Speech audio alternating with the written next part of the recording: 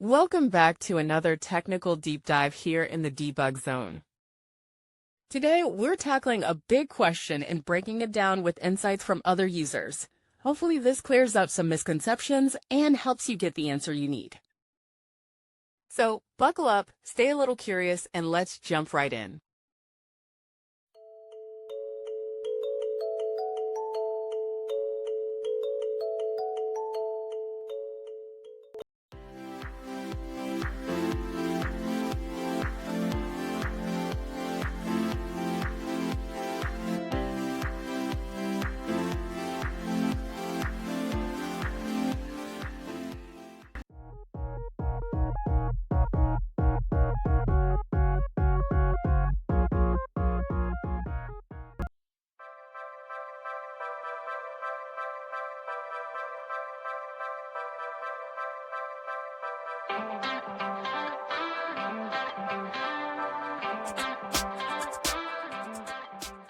And that's a wrap.